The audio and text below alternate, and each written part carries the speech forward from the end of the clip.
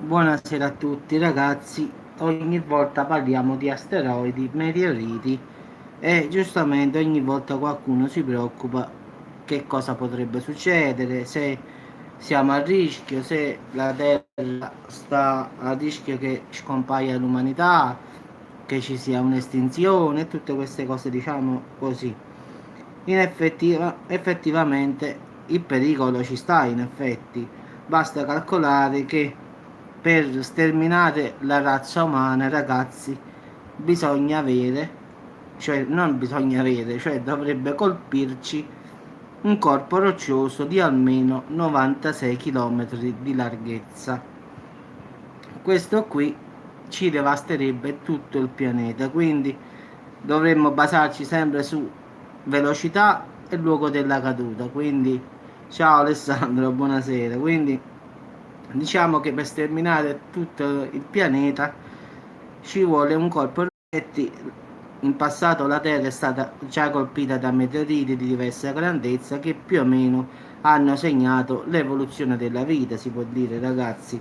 Per esempio, quando furono, diciamo, l'asteroide fu responsabile dell'estinzione dei dinosauri, era ampio 12 km. Pensate un poco. Quindi voglio sta a posto. Grazie, Danny. Eh. Quindi l'impatto si presume che avvenne nell'odierno Golfo del Messico e generò una pioggia di polveri e frammenti incandescenti da bruciare tutto e poi oscurare il sole. Quindi poi i pochi che si salvarono, ragazzi, che sono usciti, diciamo, illesi dalle fiamme, morirono per le basse temperature e la mancanza di cibo perché in effetti tutto quello che poi andrebbe in gelo oscurerebbe il sole e quindi automaticamente si innesca l'era glaciale e quindi se non muore di peste muore di carestia, quindi stiamo sempre là. Ultimamente in Siberia, se vi ricordate,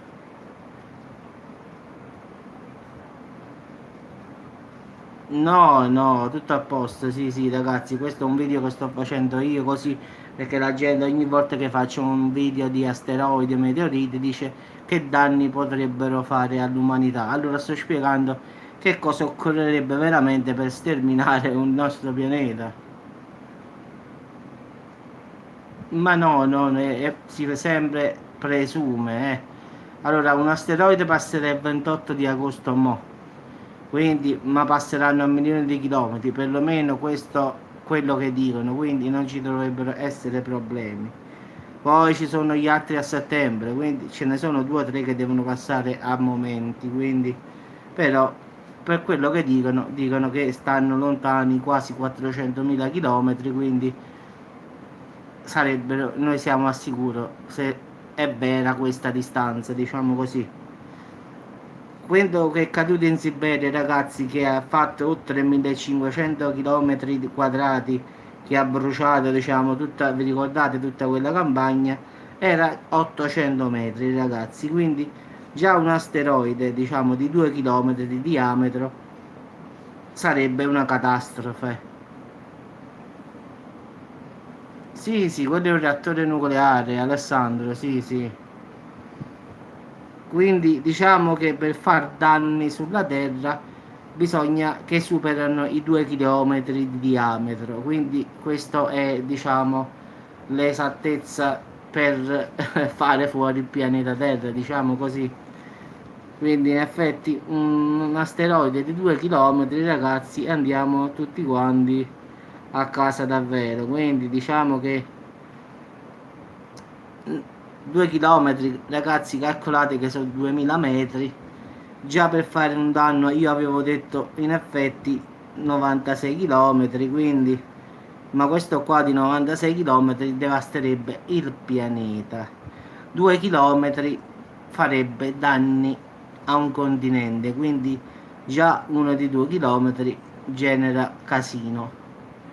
Quello invece di 96 km in poi, ragazzi, ciao ciao a tutti. Quindi diciamo che se arriva uno di 100 km, ragazzi, mettiamoci l'anima in pace e diciamo arrivederci e grazie. Quindi 2 km potrebbe, che ne so, distruggere tipo, che ne so, mezza Italia.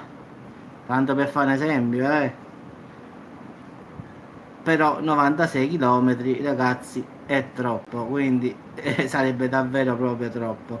Poi a parte questo, che tutti quanti sono convinti di una cosa, no? Che quando il meteorite colpisse, diciamo, l'oceano, ci sarebbe il famoso tsunami. Invece no ragazzi, non ci sarebbe un effetto tsunami. In effetti lo tsunami viene causato da terremoti marini. Quando arriva il meteorite, bravo, ci troviamo di là, quando arriva il meteorite che arriva a velocità davvero pazzesca in acqua, in atmosfera, cioè, si solleva il vapore acqueo bollentissimo ragazzi, quindi si solleva in atmosfera e surriscalda il pianeta per, diciamo, anni e anni e anni. Quindi ragazzi, non succede nessun tsunami, quindi mettiamoci bene in chiaro sta cosa, che un meteorite grandissimo non provoca uno tsunami. In effetti un meteorite grande alza solo vapore acqueo che poi va a finire sull'atmosfera e si crea come una cappa, quindi non è che come vedete nei film che arrivano quei tsunami 50-100 metri.